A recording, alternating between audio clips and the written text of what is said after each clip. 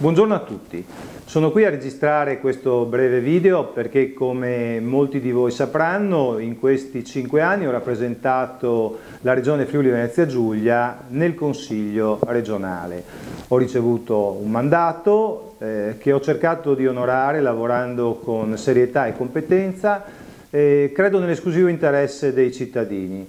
E per questo ho raggiunto dei risultati ragguardevoli per il territorio e per le persone. Questo insieme alla Giunta guidata dal Presidente Tondo e insieme al gruppo di persone che hanno lavorato insieme e con me.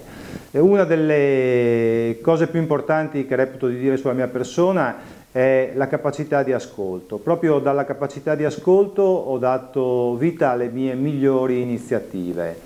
Ho promosso e portato avanti leggi e iniziative a favore dei giovani che, come è noto, mi stanno molto a cuore, delle iniziative sul lavoro, nel patrimonio storico e culturale, ho dato vita a nuove manifestazioni che avranno un'importante ricaduta turistica nelle valli natisone e nel Cividalese.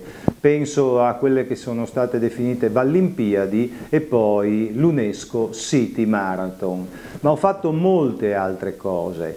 Un'altra attività che ho portato avanti con caparbietà è stato far approvare una legge regionale che tutela i diritti degli animali di affezione, adeguando sostanzialmente la normativa regionale alle buone prassi e alle normative europee. E questa non è una cosa da poco, è stata definita una delle migliori leggi in Italia. Attenzione, chi ama gli animali ama gli uomini e l'aver fatto questa legge non ha tolto nulla al sociale, anzi, proprio del sociale mi sono occupato con estrema sensibilità.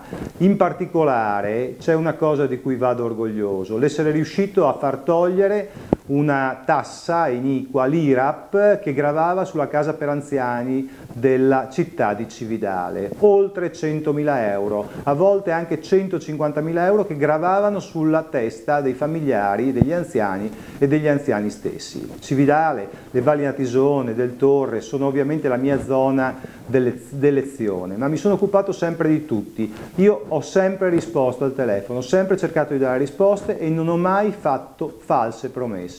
Questo lo voglio dire con forza. Mia intenzione, mia ferma intenzione è quella di proseguire su questa strada, rafforzando ancora di più, anche in base all'esperienza che ho maturato, il mio intervento sul territorio. C'è bisogno di una regione sempre più svincolata dall'abbraccio mortale del neostatalismo romano, dobbiamo fortificare sempre di più la nostra autonomia, dobbiamo lavorare sempre con più forza sulla sburocratizzazione, sulla semplificazione del fisco, dobbiamo, e lo abbiamo già fatto, lavorare ancora sui costi della politica e su una sempre maggior trasparenza dei costi della politica, sui temi del lavoro e dell'occupazione e delle imprese. Abbiamo fatto buone cose, abbiamo fatto ottime cose in un periodo storico difficilissimo.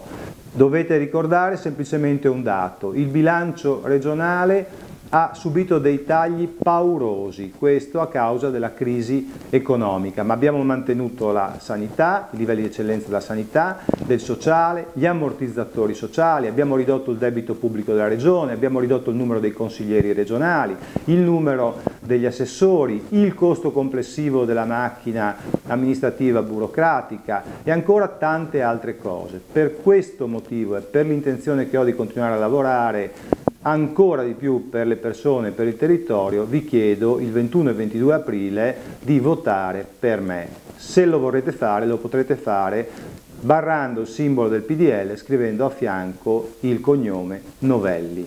Vi ringrazio davvero per l'attenzione e credo che il vostro voto per me sarà importante per avere ancora più forza e per difendere sempre di più territorio e persone. E questa non è una frase demagogica.